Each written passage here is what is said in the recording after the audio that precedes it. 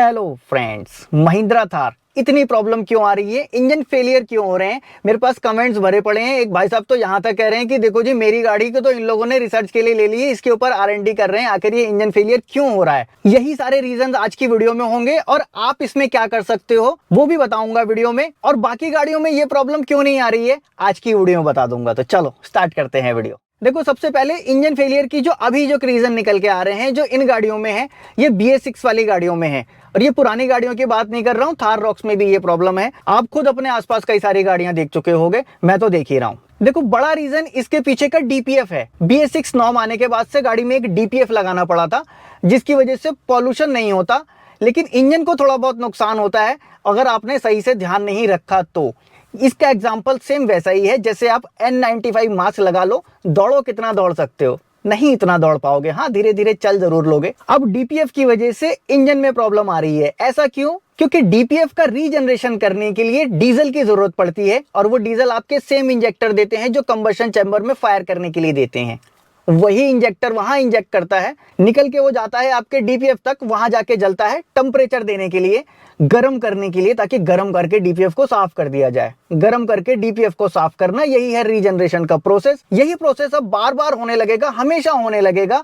Diesel इतना ज्यादा होगा कि रिस्क के नीचे जाने लग जाता है, इंजन ऑयल के साथ मिक्स हो जाता है, इंजन ऑयल पतला हो जाता है। उसके बाद क्या होगा? जो विस्कोसिटी इसकी हमने डिसाइड की थी वो तो है ही नहीं, विस्कोसिटी चेंज हो गई, बेरिंग कट रहे हैं, बिगिन कट रहे हैं, पिस्टन में प्ले आ रहा है, रिंग खराब हो रहे हैं, और लास्ट में जाके इंजन सीज हो जाता है या इंजन फेलियर होता है। अब इसका बड़ा रीजन क्या है? देखो, DPF में रीजनरेशन बार बार होने का बड़ा रीजन एक है फ्यूल क्वालिटी। फ्यूल क्वालिटी अगर सही नहीं होगी तो इंजेक्टर में प्रॉब्लम आएगी, और जब इंजेक्टर में प्रॉब्लम आ गई, फ्यूल ज्यादा देगा, जरूरत से ज्यादा देगा। जब जरूरत से ज्यादा फ्यूल जाएगा तो कंबशन चैम्बर में पूरा फ्यूल नहीं जलेगा, सूट मास ज्यादा निकलेगा, DPF जल्दी चोक होगा, रीजनरेशन बार बार होगा। आप इसके लिए क्या कर सकते हो? देखो, एक ही सोल्यूशन है, किसी रेपुटेटेड ब्रांड से, अच्छे पंप से जाके डीजल लो। कोशिश करो कि एक ही जगह से लो, बार बार इधर उधर मुंह मत मारो, एक बार अच्छे से टैंक भरा लो, फिर चलते रहो। इसके साथ फ्यूल एडिटिव का भी आप यूज कर सकते हो। बीच बीच में इंजेक्टर क्लीनर्स आते हैं, DPF क्लीनर आते हैं, प्रिकॉशन के तौर पे आप ये सारी चीजें कर सकते हो। और ये किसी एक जगह पे नहीं है, हर जगह ऐसा है। फ्यूल की क्वालिटी कोई बहुत अच्छी नहीं रह गई इंडिया में। आज ये फ्यूल स्टेशन पकड़ा जा रहा है तो कल वो फ्यूल स्टेशन पकड़ा जा रहा है। तो फ्यूल क्वालिटी का मेन रोल है इसके पीछे। आपको लग रहा होगा कि यार कंपनी गाड़ियां ही खराब बना रही है, ऐसा कुछ नहीं है। कंपनी अपनी पूरी जान लगा देती है गाड़ी बनाने में, लेकिन फिर भी प्रॉब्लम रह जाती है। R&D के पार्ट थोड़े कम रह जाते होंगे, या क्या है उनकी वजह, वो जानते होंगे। फिलहाल अभी के हालात तो ये हैं, कस्टमर की गाड़ी लेके कंपनी R&D कर रही है, देख रही है कि भाई इसके पीछे का रीजन क्या है, क्यों इंजन फेलियर हो रहा है हमारा, इतना ज़्यादा क्या है। वो उनका निकल के आएगा तो आगे बताएंगे। लेकिन आपको याद होगा, स्कॉर्पियो एन कुछ समय पहले डिलीवरी रोक दी गई थी। क्यों रोकी गई थी? बताया उन्होंने कि भाई साहब अभी ना इसमें इंजन में कुछ मॉडिफिकेशन होने हैं, वो करने के बाद हम देंगे। क्या मॉडिफिकेशन थे? इंजन सीज हो रहा था। क्यों सीज हो रहा है? उसके पीछे कुछ चेंज किए थे उन लोगों ने अपनी R&D में। पाया कि भैया ये फ्यूल सम्प चेंज होगा, प्रेशर पंप चेंज होगा, तो वो चीजें चेंज करने के बाद उन्होंने डिलीवरी दी थी। यहाँ तक कि गाड़ी शोरूम पे खड़ी थी लेकिन डिलीवरी नहीं दी गई। कंपनी नहीं चाहती कि भैया मेरी गाड़ी बाहर जाके कभी खराब हो, वो चाहते हैं कि हम अपने एंड से ही इसको पहले सॉल्व कर लें फिर भेजें। अब DPF तो ये इंजन सीज होने की वजह है ही, लेकिन इसका दूसरा रीजन भी है, वो है आपका ड्राइविंग पैटर्न। BS6 डीजल गाड़ियों को एक स्पेशल टाइप की ड्राइविंग की जरूरत होती है। आपको हाईवे पे गाड़ी चलानी होती है, DPF रीजनरेशन का थोड़ा सा ध्यान में रख के चलाने की जरूरत होती है। सिर्फ गाड़ी को लोकल में ही चलाते रहोगे, छोटी छोटी ट्रिप्स करोगे, बम्पर टू बम्पर ट्रैफिक में फंसे रहोगे, फिर लाके गाड़ी खड़ी कर दोगे, फिर सुबह उसी बम्पर टू बम्पर ट्रैफिक में खड़ी कर दोगे, तो होना ही है, DPF चोक हो जाएगा और ये रीजनरेशन का प्रोसेस बार बार होगा। इन रिजल्ट इंजन में फेलियर आएगा। इन गाड़ियों को कैसे ड्राइव किया जाए इसके ऊपर मैंने अलग से वीडियो बना रखी है, चाहोगे तो वो जाके देख लेना। लेकिन इसमें कंपनियां भी कुछ एक काम कर सकती हैं। सूट मास DPF में कितना जमा हो गया है वो आपके अगर क्लस्टर में दिखता रहेगा तो आप समय से पहले उसका इलाज कर लोगे।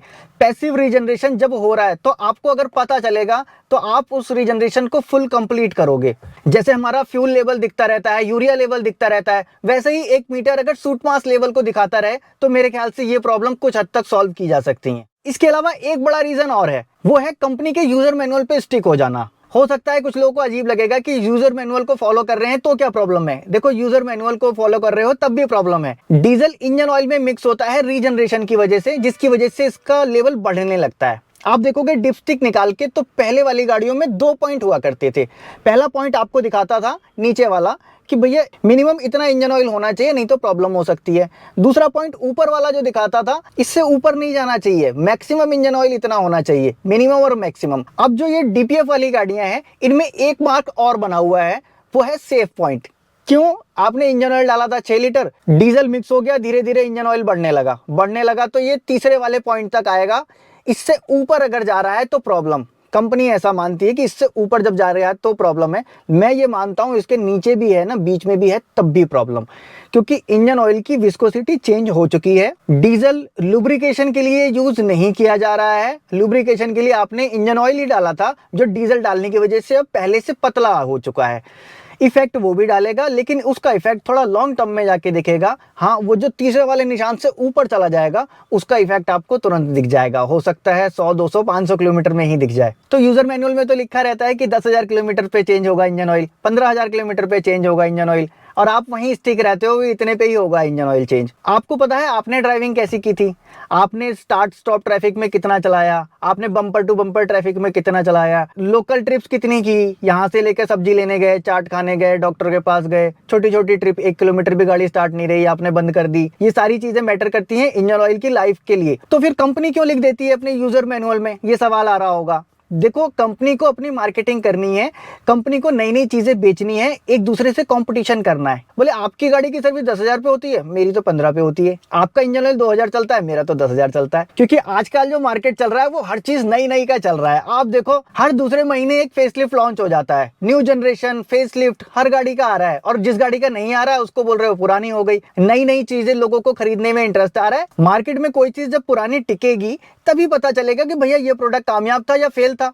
वो रिजल्ट आने से पहले पहले वो मॉडल बंद हो जाता है, आपके पास फिर एक नया मॉडल पेश होता है, आप दौड़ के चले जाते हो, भाई नया मॉडल मुझे दे दो, मैं खरीदूंगा। दूसरा आता है, मैं इससे नया वाला खरीदूंगा। तो एक तरह का ये सिस्टम बन गया है। इस सिस्टम का कंपनी फायदा उठा लेती है और आप घाटे में पड़ जाते हो। ध्यान रखो, इंजन ऑयल को टाइम से पहले चेंज करो, थोड़ा सा ऊपर बढ़ रहा है तब चेंज कर दो। फ्यूल सिस्टम, फ्यूल क्वालिटी का भी ध्यान रखो। फ्यूल एडिटिव इसके कई सारे आते हैं, आप फ्यूल एडिटिव भी यूज कर सकते हो। इंजेक्टर क्लीनर आते हैं, वो भी देख सकते हो। ड्राइविंग पैटर्न पे स्पेशली ध्यान देना।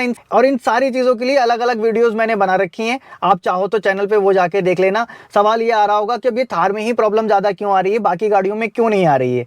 इसके भी 2 रीजन है। पहला रीजन देखो, एक डीएफ होता है जो हमारे सिस्टम में पड़ता है, जो रीजनरेशन में काम आता है। वो डीएफ महिंद्रा की गाड़ियों में आप देख लेना, खपत ज्यादा है। ये 10,000 किलोमीटर की रनिंग करने में ही एक पूरी बाल्टी खाली कर देते हैं 10-12 लीटर वाली।